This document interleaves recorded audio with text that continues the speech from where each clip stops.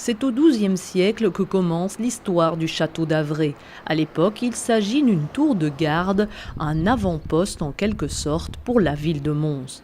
De cette forteresse initiale, il ne reste rien. Le château sera construit à partir du XIVe siècle par la famille d'Enghien. Il a été reconstruit à partir de 1368 jusqu'en 1429 par le seigneur d'Enghien qui habitait le château. La tour emblématique du château porte d'ailleurs le nom de tour d'Enghien. Le bulbe qui la couronne, lui, est l'œuvre d'un membre de la famille de Croÿ, un nom intimement lié à l'histoire de ce prestigieux patrimoine. Le dernier Croÿ décédé, les biens du château d'Avray et de toute la fortune des Croÿ Avray est repartagé à la fin du XIXe siècle entre tous les membres de la famille. Et le château est abandonné et finit par échoir à la province du Hainaut. Depuis 1979, c'est la SBL Les Amis du Château des Ducs d'Avray qui gère et entretient ce patrimoine. Depuis fin 2015, le bulbe et sa tour ont retrouvé toute leur superbe.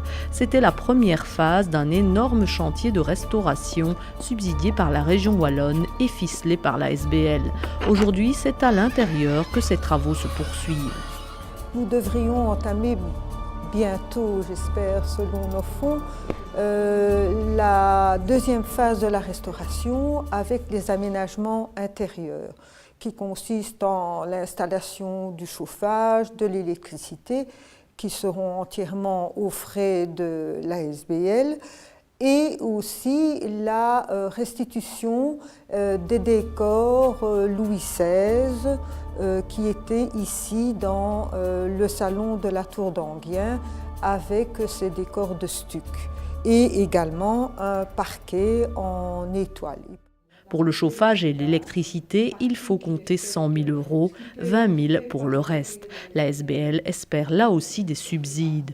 Après l'intérieur, les Amis du Château des Ducs d'Avray ne manquent pas de projets pour restaurer une nouvelle partie extérieure.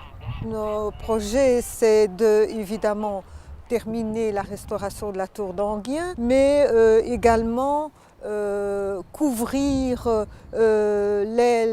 l'étage de l'aile Anne de Lorraine, puisque là les murs persistent encore, restaurer la chapelle dont les murs extérieurs menacent également de s'écrouler, et alors évidemment restaurer la tour des Hôtes, ce qu'on appelle aujourd'hui la tour fendue, dont les étages sont pratiquement tous écroulés.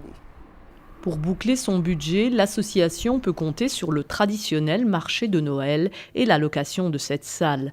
La SBL organise aussi des événements culturels. Du 11 au 15 avril prochain se tiendra l'exposition du photographe montois Stefano Petrella, qui a aussi invité pour l'occasion la jurbisienne Myriam Leplat.